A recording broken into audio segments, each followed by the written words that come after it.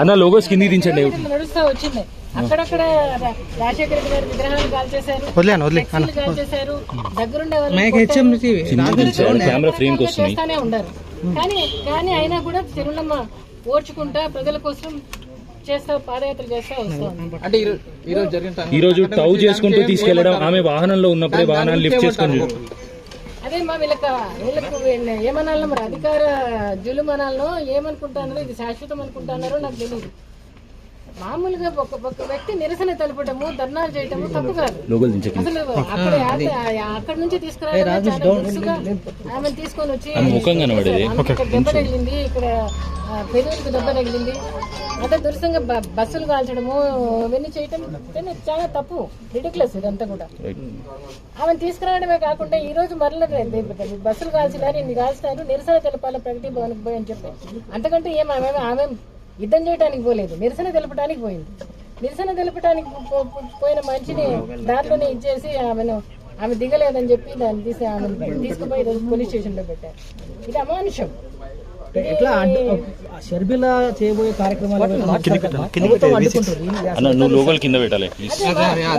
చేతిలో అధికారం ఉందని చెప్పి పోలీసు వాళ్ళని వాడుకొని ఇష్టం వచ్చినట్టు చేస్తా ఉంది. ప్రజలు చూస్తా ఉంటారు, ఎవరు ఏంటనేది ప్రజలు తప్పకుండా చూస్తా ఉంటారు. ఇది ప్రజలే నిర్ణయం తీసుకుంటారు. షర్మిలను మీరు చూడడానికి నిరాకరిస్తున్నారు, తర్వాత నెక్స్ట్ ఏంటి భవిష్యత్ కార్యాచరణ ఎట్లా ఉంది? భవిష్యత్ కార్యాచరణ షర్మిల డిక్లేర్ చేస్తుందమ్మా. తను ఏమి డిసైడ్ మళ్ళీ రేపు పాదయాత్రకు పోవడమా, లేకుంటే మరి పాదయాత్ర లేకపోతే ఏమైనా చేయటమా? అంటే పాదయాత్ర జరుగుతుందని నేను అనుకుంటున్నా, ఎందుకంటే భయపడే వ్యక్తి కాదా ఆమె. ఇంకా అసలు ఆల్మోస్ట్ పాదయాత్ర అయిపోయే స్థితికి వచ్చినప్పుడు వీళ్ళు ఇది చేయటం కూడా అమానుషం. ఇది కాదు. షర్మిలమ్మ మరి డిక్లేర్ చేస్తుందమ్మా ఏమి తన కార్యాచరణ ఏంటి అనేది. షర్మిలమ్మ డిక్లేర్ తీసుకెళ్తాం ఈ రోజు మళ్ళీ షర్మిల గారికి తీసుకెళ్ళట్లేదు. నేను పోతానంటే తీసుకెళ్ళట్లేదు. నేను చెప్తున్నా కనీసం మీరు రండి నా దగ్గరికి, మీరే ఒక నా వెహికల్ రండి, చుట్టూ 4 వెహికల్స్ పెట్టుకొని రండి. నేను నా కూతురు నేనేం ధర్నాలు చేయకపోవట్లేదు, బంధువులు చేయకపోవట్లేదు. షర్మిలమ్మ ఒక్కతే పోలీస్ స్టేషన్ లో ఉంది, ఆడబిడ్డ. నేను ఆమెకు తోడు ఉండాలని పోతున్నా అని చెప్పి చెప్తా. వాళ్ళని కూడా రమ్మని చెప్పాను, నా కారులో రమ్మని చెప్తాను. అది రావడం లేదు. మరి 4 కార్లు చుట్టూ నా కార్లు పెట్టుకొని రండి, నేనేం చేయటం లేదని కూడా చెప్పినా వింటం లేదు, నన్ను తీసుకోవట్లేదు. ఇప్పుడు హౌస్ అరెస్ట్ చేస్తానని చెప్పి ఇంట్లో ఉండాలంటే నేను నా ఇంట్లోనే నేను ఇక్కడ ఉండే నిరాహార దీక్ష చేస్తానని చెప్తున్నా. నా కూతురు వచ్చేంత వరకు నేను నిరాహార దీక్ష చేస్తానని చెప్తున్నా. కరెక్ట్ కాదని చెప్పి అన్నాడు, దాని గురించి ఏమంటారు? కరెక్ట్ కాదు కదా. అసలు ఒక మనిషికి హక్కు, రాజ్యాంగంలో హక్కు, ప్రజల కోసం పనిచేయాలనుకోవడము, ప్రజల కోసం నిరాహార దీక్ష చేయటము, ప్రజల కోసం ధర్నాలు చేయటము, ప్రజల కోసం నిరసన తెలపటము హక్కు. అది రాజ్యాంగం కల్పించిన హక్కు. అది ఆమె ఏం చేయట్లేదు, పాదయాత్ర చేసుకుంటే అందరికీ చెప్పుకుంటూ పోతా ఉంది. ప్రభుత్వంలో తప్పులు ఏ పార్టీ అయినా చూపించేది ఉంది. కర్మ కొద్దీ ప్రతిపక్షాలు స్పందించడం లేదు, ప్రభుత్వం అంతకంటే స్పందించడం లేదు ప్రజల సమస్యల కోసం. కాబట్టి షర్మిలమ్మ ఈ రోజు పాదయాత్రలో బయలుదేరి పాదయాత్ర చేస్తా ఉంది. తీవ్ర పరుష పదాలతో మాట్లాడుతున్నారు. ఏ పరుష పదాలతో అంటే ఏం తిట్టింది?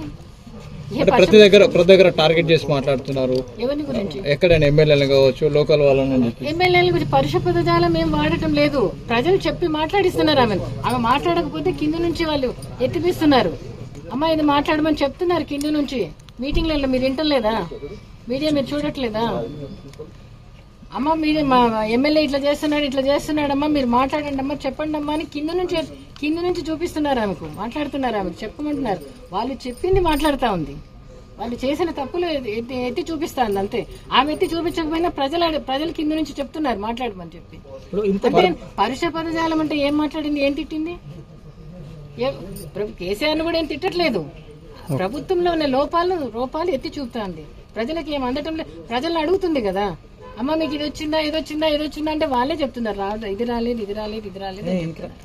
రాజశేఖర రెడ్డి గారు చేసినట్టు ఇది చేశారా అంటే అది చేశారని చెప్తున్నారు. ప్రజలే చెప్తున్నారు, ప్రజలే మాట్లాడిస్తున్నారు.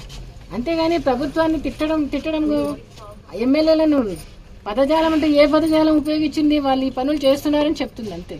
అంటే పాదయాత్ర కొనసాగుతుంది అనుకుంటారా? ఎందుకంటే ఇన్ని అడ్డంకులు చేస్తుంది సృష్టించిన అనుకుంటా.